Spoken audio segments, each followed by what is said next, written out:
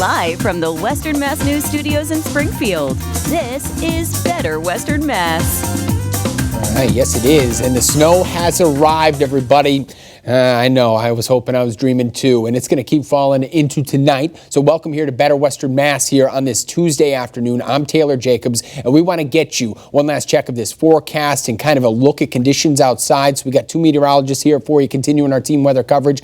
Dan Brown, we're going to start things off with you. Take it away. All right, yeah, you can tell just by Lena's live shot there, the snow is coming down pretty good in Springfield right now, and we are in it across Western Mass. It's not a long duration storm or anything, so it's for the next few hours. We do think it's going to be winding down right around the evening commute, and then conditions will improve. But we're looking at, of course, downtown Springfield, where everything is covered over. The visibilities are down, the snow is coming down at a good clip, and we're looking at Interstate 91, where things are starting to slow up a bit with the visibilities that are down. The snow has been coming down at about a half an inch to an inch per hour now, at least in Springfield. We got a pretty good band of snow in Hampden County. You can see the darker shades of blue here from Springfield, right along the Mass Pike, out by Exit 7, Brimfield, Holland, Munson, and Wales. Palmer right now by the Thorndike section of Palmer, probably snowing like crazy.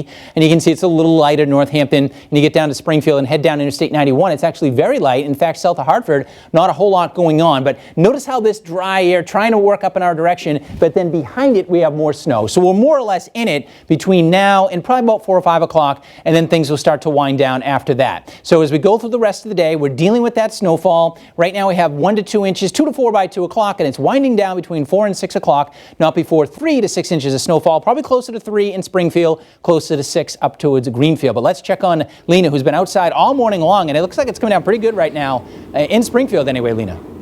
Yeah, Dan, actually, I'm glad you mentioned that snow band, because I was going to say, in 10 minutes time since I was out here last, conditions have deteriorated pretty quickly. I'm going to step out the shot so you can see behind me, those who are making it along on the roadways are making it along very slowly. Now is not the time to be on the roads. If we take a look at updated snow totals, up to 2 inches in parts of Coleraine and Greenfield. It is coming down pretty quickly, and about 1 inch elsewhere. So that's what we're looking at for the course of the next few hours. I got to tell you, I was lucky enough in between newscasts to spend some time with some pretty cool kids and do a few school visits. So a huge shout out to Miss Hewen's third grade classroom for all of their help and contributions to our forecast today and their assistance in keeping people both safe and informed. Guys, back to you. All righty, Lena, Dan, thank you for that. I can clearly see that Lena drew the short straw there. All right, well, we continue our team coverage with Western Mass News reporter Sarah Grinelli. She also drew a short straw out there in the elements, though, for our viewers at home. Sarah, what do you got? Hey, Taylor, we are out here in the elements. I mean, the snow is coming down, like Lena said. We want you to take a look at the roads, though. We're on Tapley Street in Springfield, and you can see things are messy. The roads are definitely slick out there, so definitely take it easy. Earlier today, we stopped into the Chicopee DPW to speak with the superintendent there, Elizabeth Botello. She says her crews have been out salting and sanding to just try to mitigate the buildup of all of this snow. She says once the snow mounts to about 3 inches or so, that's when they will call in their plows to come out and do their job. She says if it gets to be about 5 inches or more, that's when they call in the contracted crews. But this is what Elizabeth Botello had to say directly to us. We put that down so that we can actually kind of mitigate the amount of accumulation on the road, so that kind of pushes back the need to plow, especially during this time of day when we have a storm during the workday. We try to not have to plow because we know that there's a lot of cars out there and it gets a little tricky. So we mitigate, we try to control the quantity of snow accumulating on the roads by putting out salt periodically. And here's another live look in the area of Tapley Street right in Springfield. You can see the roads are definitely messy, but definitely hang tight, go slow if you're going to be hitting the road soon. DPW crews say it is always a concern when a snowstorm happens during right around the rush hour commute time. That's when this storm will be winding down. Now, coming up tonight on Western Mass News, a look at how communities are ticketing and towing if you leave your car parked on the road. So as a reminder, many communities do have parking bans in effect. So if your car's on the road, you should probably just head out and move it. Live in Springfield, I'm Sarah Grinelli for Western Mass News. All right, sound advice there, Sarah. Thank you for that look at how things are outside. Coming up on Better Western Mass, we're asking the experts more of your COVID questions, finding out who decides the order in which people get vaccinated. All after this. All right, good afternoon, everybody. Obviously, it's been a very active weather pattern, right? At least since we started February. This is our third bout of snowfall. Of course, it snowed on the 1st, it snowed Sunday, and now we're dealing with more snow out there. And we had some storms earlier, too, right? December and a little bit in January. And so far, we have unofficially 37 inches of snow. Normal to date, we should be at about 31. So we're ahead of that. By the time things are said and done, we could be around 40, if not more. By the time this storm system winds down. So your headlines today, we have the snow that's with us. 3 to 6 inches of snowfall seems to be still pretty much on track for Western Mass. Midweek, tomorrow and Wednesday. And actually, I'm sorry, today is Tuesday. So Wednesday and Thursday is what I'm trying to say. Dry and cold. And it now looks like Friday may be dry too. So in terms of storms right now, Friday is still looking like a miss now, which means by Sunday, that would be our next chance of storminess. Continue with the winter weather advisory and winter storm warning across Western Mass. Now, winter storm warning generally means more than 6 inches of snow. In reality, I don't think we'll see more than 6, but I do think we're going to end up seeing 3 to 6 inches of snowfall across the area. That's basically what we've been saying now for the last 2.5, 3 days. 23 is your temperature, so it's cold out there. And although we don't have a tremendous amount of wind, even a little bit of wind makes it feel much colder, right? I mean, it's in the teens. That's what it feels like right now. So if you are going to be venturing outside, doing some shoveling, just bundle up. You know, not only dealing with the snow, but we're dealing with the cold temperatures. And look at the visibilities across Western Mass. When you have a visibility of a mile or less, that means it's coming down at a pretty good clip. Hartford, New Haven, the visibilities are up because the center of the moisture is really right across Western Mass. It's lighter off across parts of Connecticut. In fact, some of the heaviest snowfall is occurring from Holyoke right now, Ludlow and Chicopee, and out towards Palmer, where you see these darker shades of blue. Another good band up across Franklin County as well. But this thing's a fast mover. It's fairly progressive, so the back edge of it already starting to break up out just to the west of Albany, and that'll be moving in here probably by the evening commute. So we have about 3 to 5 hours more of snow coming down at varying rates of intensity. Then the wave of weak low pressure moves out, and then we'll begin to dry things out. Futurecast shows this nicely as we go into the afternoon. We're still dealing with the snowfall at 3 o'clock, but watch what happens after that. Shortly after that, 4 or 5 o'clock, it starts to wind down at that point, and by the time we get into the evening, you could even see some clearing by 7 or 8 o'clock. So we're going to have plenty of time to clear things up for tomorrow morning's commute. So we're still thinking 3 to 6 inches of snow. That's why we give that range, right? I think Springfield might be closer to 3. You head up into Franklin County, add a little bit of elevation, we can squeeze out a little bit more moisture. That's where it could be closer to 6. And then you head further south, Hartford points south 1 to 3, and then get down along the shoreline, not much at all. Cape Cod on the islands, coastal Connecticut, and coastal Rhode Island. After that, it's going to be chilly the next few days, but the real core of the cold is going to be diving south as opposed to oozing into the northeast. So we're just going to get a glancing blow, which means temperatures will be below normal, but highs will generally be in the 20s to near 30. So we have storm chances every 2 or 3 days. We have one today, another storm chance Thursday into Friday, but that is looking like a miss for us as it'll cross the mid-Atlantic and then head out to sea. Next storm chance may be Sunday of either snow or snow and ice, and then another storm chance probably the middle of next week. So we're lining these storms up, fairly active pattern, but in reality, the next 3 or 4 days will probably end up being dry, but it'll be staying cold with temperatures generally in the 20s. Here's our futurecast tomorrow. Notice that storm goes out tomorrow underneath us, Wednesday into Thursday. Same deal with this one on Friday. Passes out to sea with that flow coming in out of the northwest. It protects us. It supplies us with the cold, but it keeps us dry. We'll be watching that system Thursday into Friday, but it still looks like generally a miss, maybe just a snow shower, perhaps a more important storm along about Valentine's Day, perhaps. By then, we could be talking about snow or ice or some combination of that. Is still a long way out. All right, that's your forecast. Everybody have a great afternoon. Taylor, back over to you.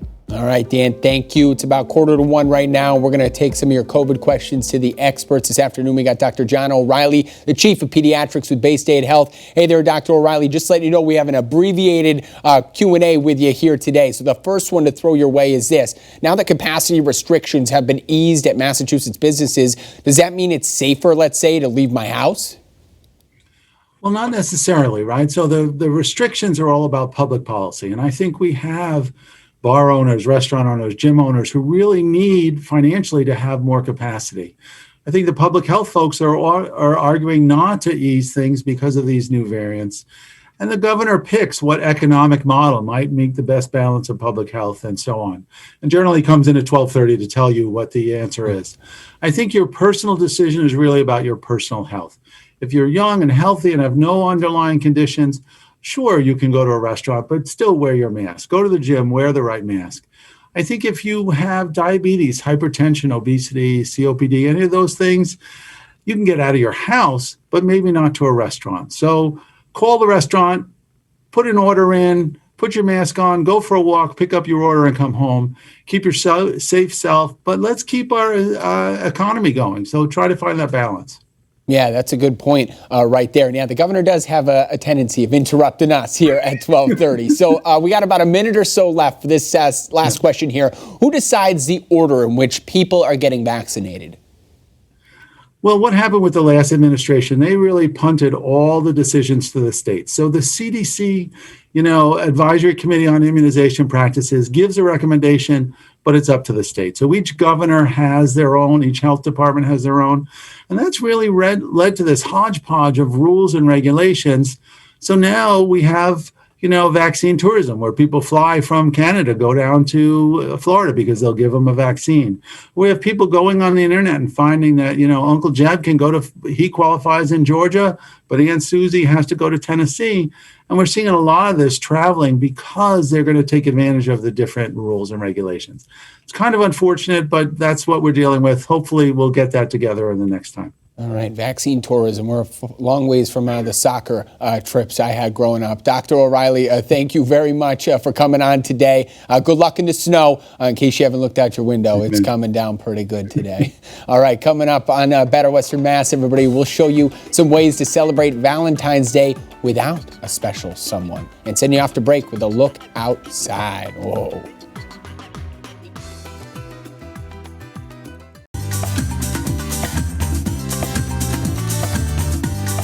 Valentine's Day is upon us, and maybe you want to celebrate with your friends this year. You can support local. Here with us for some Valentine's Day gifts is Megan Rothschild, president of Chick Media. Hi, Megan. Hi, thanks for having me. Thanks for coming on. Okay, so what do you have for those looking to celebrate? Yeah, so Valentine's Day is all about celebrating with your girlfriends. So I have quite a few things here. First up is Excel Therapy and Conditioning, which is actually a physical therapy location in Wilbraham, but they offer massage, group exercise, and weight room memberships. So if you're looking to get healthy with your girlfriends, this could be a great option to do something to celebrate. If you're not so worried about being healthy, we've got that option for you as well. So we've got Hardwick Winery just launched their chocolate raspberry wine, which I personally am very excited about opening. This is a dessert wine, just a little bit of decadence that you could do whether it's you're celebrating Valentine's Day or with your girlfriends. This makes a great treat. We also have 413 Cafe, which is located in downtown Springfield. So this blend that they sent actually is specific to 413 Cafe. So you can only get it there. Great little location in downtown Springfield where you can go and grab coffee and biscottis and all sorts of other baked goods and pastries. So you can even get a gift certificate too for your girlfriends. We also have Na Brews. So this is a really cool company. Everything you see here is actually non-alcoholic. So they are really trying to spark the non-alcoholic movement and destigmatize that whole the concept of drinking non-alcoholic. So everything here is from Na Brews, great local organization doing some really cool stuff here in the community. We also have Contribution Clothing. So this is an amazing boutique that focuses on empowering women. They actually donate a portion of their proceeds back to a variety of nonprofits. They pick one every quarter. And so they have all sorts of women's apparel and accessories, but they're very mission driven and their focus is on empowering women. So I absolutely love that. That makes for a perfect fit, of course, for Valentine's Day. And then last up, we have Beauty Battles, which is an advanced beauty lounge in Chicopee. She's actually running a special right now. If you book 2 facials, you get 15% off. So this could be a really great spa day for you and the girls, for you and your significant other. Of course, she does gentlemen's facials as well, but she also offers a wide variety of locally produced product. So this is a great little self-care day if you want to do that with your girlfriends instead this year. Wow, it sounds like you have a lot of really great ideas and products for people, really for everybody, all different interests. Absolutely. Yeah. If you're looking just to kick back with a glass of wine or you want something a little bit more like an activity, it's really up to your comfort level. And there's all sorts of things you can be enjoying right from the comfort of your home with us being in this pandemic. So absolutely. Great points there. And it's also local. I love how you have a lot of really great local products, businesses that you're including. So for people that are wanting to support those local businesses during, the pandemic, they can do that. And of course, celebrate Valentine's Day as well. Absolutely. That's the whole thing right now. We have to be supporting local. So I always try to find things that, we can support our community and our neighbors. Everybody needs it right now, like you said, with the pandemic. So this is a great way to do it. And why not celebrate? Exactly. Why not celebrate? Well, thank you so much. We appreciate it. Again, some great products, great ideas for everybody, no matter what you're interested in. So thanks for joining us, and I hope you have a great day. How about that? Pretty neat. All right, coming up, everybody, on Better Western Mass, do you feel like you're spending too much money on food these days? We'll help you save some cash over at the grocery store.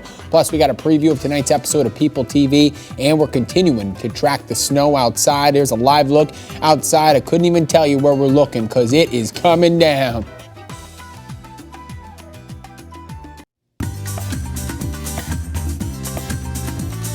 Alrighty, welcome back everybody here, and chances are groceries are taking up a big bite out of your monthly budget. Experts say unless we really do look, we're likely spending more than we think on food. That's why we're sharing 5 tips to reduce your spending while still eating the things you love. Groceries eating up your monthly budget? Experts say a bit of planning can let you keep more cash in your pocket while still enjoying your favorite items on the menu. Our food spending is the silent killer of our budget. Financial counselor Kamiko Love recommends following these 5 steps to reduce spending. Number 1, always start with a list. Before you even head to the grocery store, take inventory of your pantry, fridge, and freezer. I pick out recipes based on what I already have at home, and I create that list of what I still need to get. That way you buy only what you need instead of what you're tempted to buy. Number 2, shop from home. Avoid temptations at the grocery store altogether and shop online for grocery pickup or delivery instead. It's easier to delete items from your virtual cart if you're over budget. But it also allows you to compare pricing very easily because it puts all similar food categories together. Number 3, don't just check the price. Look at the price per unit. Many times it's cheaper to buy items as a whole instead of buying pre-cut or pre-made products. Number 4, use a loyalty app. Join your grocery store's loyalty programs, follow them on social media, and download their apps to find coupons and other deals. Number 5, buy generic over brand names. Store brands or generic brands are a lot of the times made in the same facility as the brand names that we gravitate towards. For Consumer Watch, I'm Mandy Gaither. All right, interesting stuff there. And now as we send you off to break, you look at your local steals and deals. I have, interestingly enough, one of my new favorite things. This is Calming Heat by Sharper Image, and it does so much more than a regular heating pad. And at first I thought, yeah. And then I tried it and I went, oh, yeah. So here's the deal. Number 1, it's a heating pad, right? If you have aches and pains, you overdid it, your back, your shoulders, your knees, right? There's nothing better than a heating pad, but most heating pads just kind of sit there. This one drapes over and it has weight. It's filled with these weighted clay beads. So the heat really absorbs and you feel the heat so much more. It makes such a difference. And I love that. But it also has, wait for it, because here's the cool part, massage. Now I have 3 different settings for heat, 3 different settings for massage, and by the way, automatic timer turnoffs for the massage and the heat, so you're good with safety. Because of the fact that it's a great size, when you put it over your shoulder, it covers a lot of your shoulder. If you put it on your back, it covers a lot of your back. When I put it on my lap, down my legs when I'm watching TV, it covers a lot of space. So this is one of those things that can just be calming and soothing at the end of a long day, or just because it's that Zen moment when it's cold outside and you're toasty, warm, and massaged inside. It's Calming Heat by Sharper Image. I love the concept. And by the way, 20% off on localsteals.com.